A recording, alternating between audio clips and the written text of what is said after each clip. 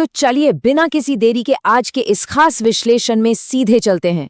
प्राचीन भारत का सबसे बड़ा और निर्णायक संघर्ष यानी कुरुक्षेत्र का युद्ध, जिसे हम महाभारत के नाम से भी जानते हैं। देखिए, ये सिर्फ एक कहानी या महाकाव्य नहीं है, ये हमारे इतिहास का एक ऐसा पन्ना है जिसने सच में एक पूरी सभ्यता की दिशा ही बदल कर रख दी। लेकिन क्या आपने कभी सोचा है कि इस पूरे विषय में सबसे बड़ा रहस्य क्या है? वो है इस युद्ध की सटीक ऐतिहासिक तारीख। अलग अलग विद्वान, प्राचीन ग्रंथ और आज के आधुनिक शोधकर्ता सबने इसके समय को लेकर बिल्कुल अलग अलग दावे किए हैं। तो आज हम क्या करने वाले हैं? आज हम किसी एक विचार का पक्ष लिए बिना उन सभी ऐतिहासिक, खगोलीय और पुरातात्विक सबूतों की गहराई में जाएंगे जो इस महान युद्ध के समय को तय करने की कोशिश करते हैं। काफी दिलचस्प होने वाला है ये।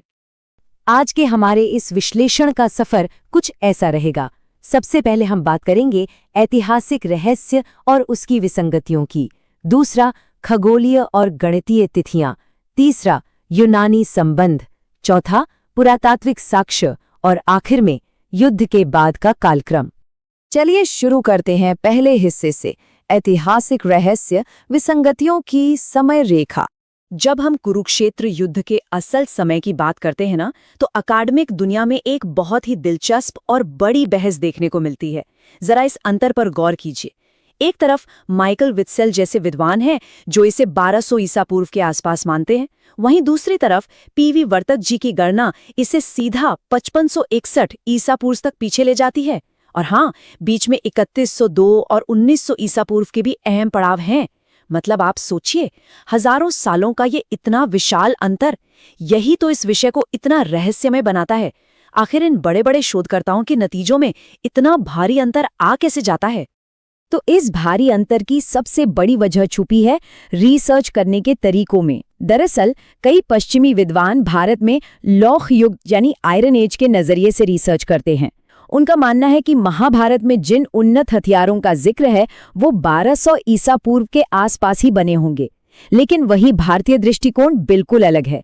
वो खगोलीय घटनाएं जैसे कि ग्रहण और ग्रहों की स्थिति का पूरा गणितीय विश्लेषण करते हैं, और ये तरीका हमें 3000 ईसा पूर्व या उससे भी कहीं पीछे ले जाता है। सच कहूं तो अपनी अपनी जगह पर ये दोनों ही तरीके बेहद तार्किक और साइंटिफिक है।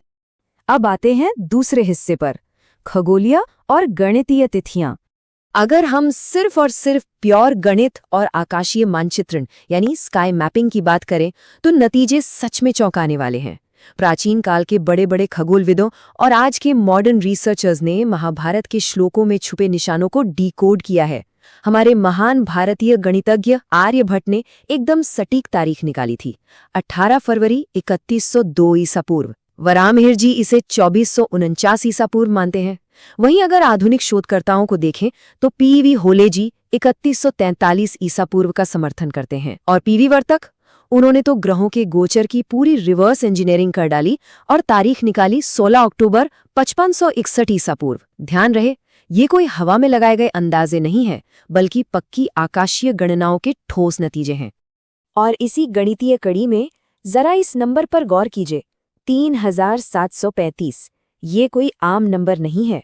5वीं शताब्दी के महान चालुक्य सम्राट पुलकेशिन द्वितीय, उनके ऐहोल अभिलेख में बिल्कुल साफ साफ लिखा है कि उस शिलालेख के लिखे जाने तक महाभारत युद्ध को हुए 3735 साल बीत चुके थे।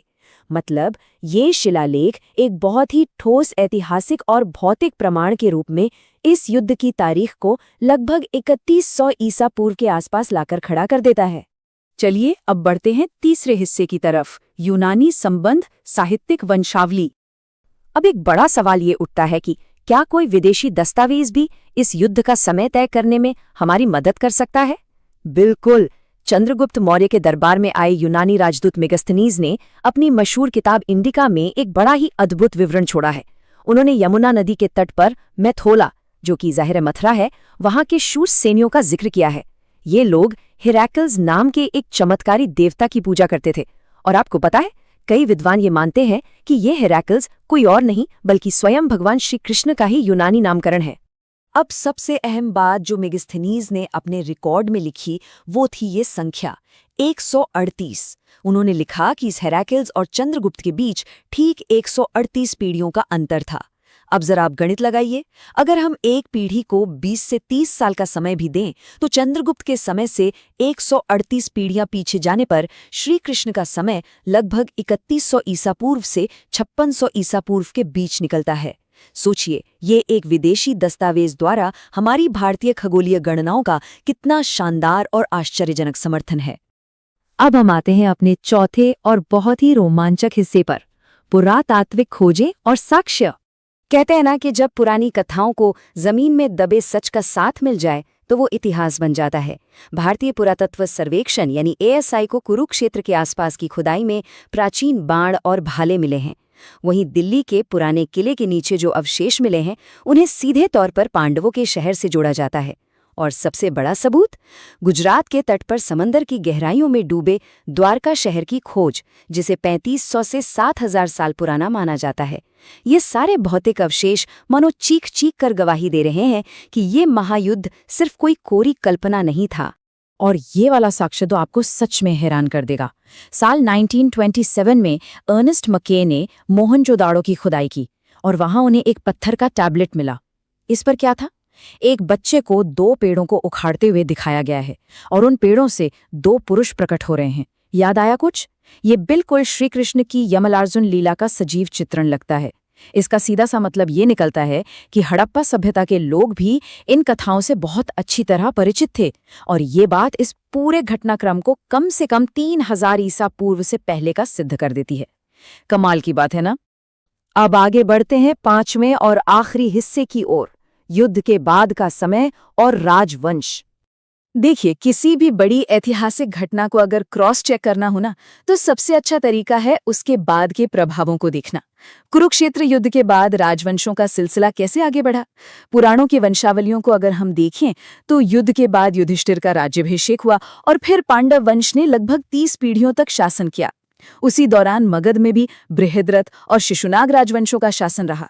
और ये जो ऐतिहासिक कड़ी है ना, ये बिना टूटे नंद वंश से होते हुए सीधा चंद्रगुप्त मौर्य के मौर्य साम्राज्य तक आती है। यानी साफ है कि कुरुक्षेत्र का युद्ध कोई हवा में हुई अलग थलग घटना नहीं थी, बल्कि ये हमारे ज्ञात इतिहास की पहली सबसे मजबूत कड़ी थी। और हाँ, इस युद्ध का सामाजिक और भौगोलिक असर भी बहुत गहरा पड़ा था। इस महायुद्ध के बाद प्राचीन भारत का जो एक वैदिक स्वर्ण युग था वो धीरे धीरे समाप्त होने लगा। 2000 ईसा पूर्व के आसपास हमारी महान सरस्वती नदी सूखने लगी। इसकी वजह से हुआ ये कि हजारों ऋषि मुनियों को अपनी जगह छोड़कर हिमालय की ओर विस्थापित होना पड़ा। इस एक बड़ी घटना ने समाज के पूरे बौद्धिक और सांस्कृतिक नेतृत्व में एक बहुत बड़ा बदलाव ला दिया और सच कहें तो पूरी सभ्यता का केंद्र ही बदल कर रख दिया। तो कुल मिलाकर खगोल विज्ञान से लेकर यूनानी राजदूतों के रिकॉर्ड्स और जमीन में दबे शहरों तक अलग अलग विद्वानों के अपने अलग अलग और मजबूत तर्क हैं। लेकिन अंत में एक बहुत बड़ा सवाल अभी भी हमारे सामने खड़ा है। क्या भविष्य की नई और एडवांस्ड पुरातात्विक तकनीकें या शायद आर्टिफिशियल इंटेलिजेंस कभी इस महान युद्ध की एक सर्वमान्य और एकदम सटीक तारीख खोज पाएंगी? खोज और रिसर्च का ये जो रहस्यमय सिलसिला है ना, ये अभी थमा नहीं है। आज के हमारे इस विश्लेषण को हम यहीं विराम देते हैं। उम्मीद है ये सफर आपके लिए भी उतना ही रोमांचक रहा होगा जितना कि मेरे लिए है।